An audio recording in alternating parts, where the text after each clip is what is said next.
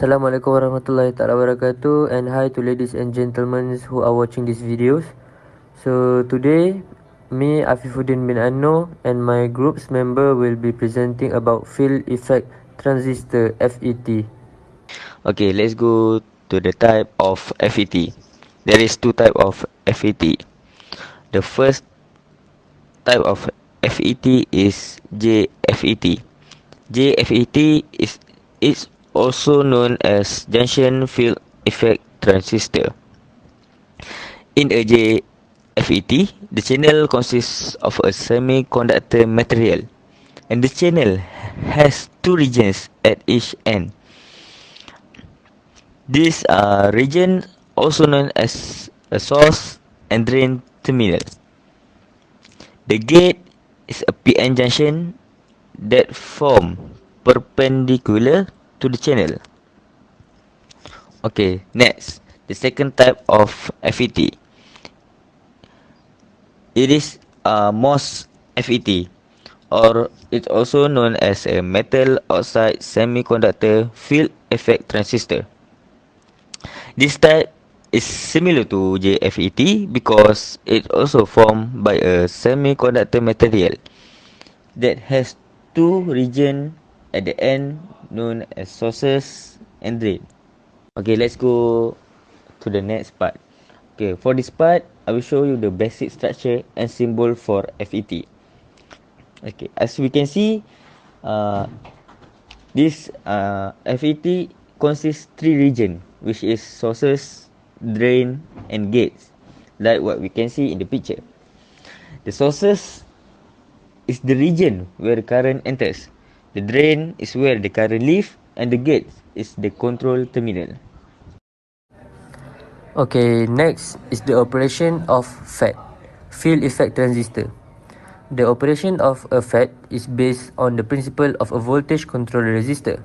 When a voltage is applied to the gate terminal, it creates an electric field that controls the flow of current between the source and drain terminals. As we all know, in a JFET, the channel consists of a semiconductor material, and the channel has two regions at each end.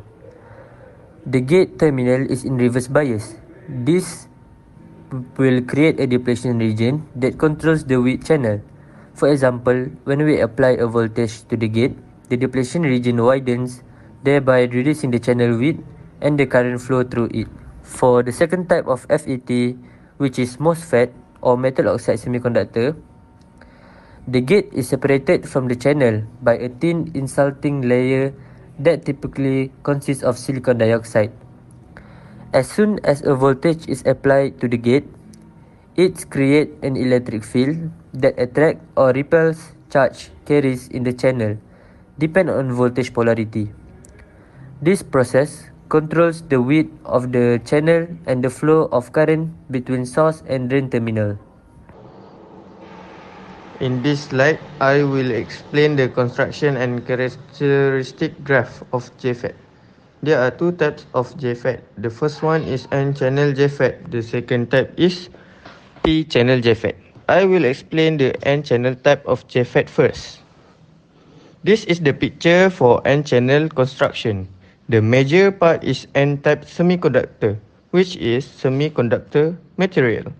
And between the major part is the P-type regions, forming P-N junctions. These regions are called the gate and drain. Lastly, the end of the N-type terminal where current flows is called the source. If you increase the 2p-n junction, the weight of n channel will reduce, and because of this, there will be obstruction in the flow of electron when you connect drain and source. The flow of electron will be able to control using the gate regions. For the second type is p-channel JFET. The difference is the major part will be p-channel, and between the major part is the n-type regions, forming NP junction. The source is also in the end of the P-type terminal, VGS. Will control the output current ID, and we call this voltage control device, VCD. The characteristic curves of JFETs are often represented on a set of graphs. The most common curves are two types. The first one is output characteristic, which is ID versus VDS, and the second one is transfer characteristic, ID versus VGS. The first one is output characteristic define the relationship between the two output quantities. In this case, it is the relationship between the drain current ID and the voltage drain source VDS. It is obtained for the fixed value of VGS. As you can see from the graph, as the value of VGS change and the drain current ID will change. For the transfer characteristic ID versus VGS, if we do the same thing for the different drain curves, then we will get a values of drain currents for the different values of VGS. And if we connect these intersection points, then we will get a transfer curve. It is evident from the graph the relationship between this current ID and the VGS is non-linear.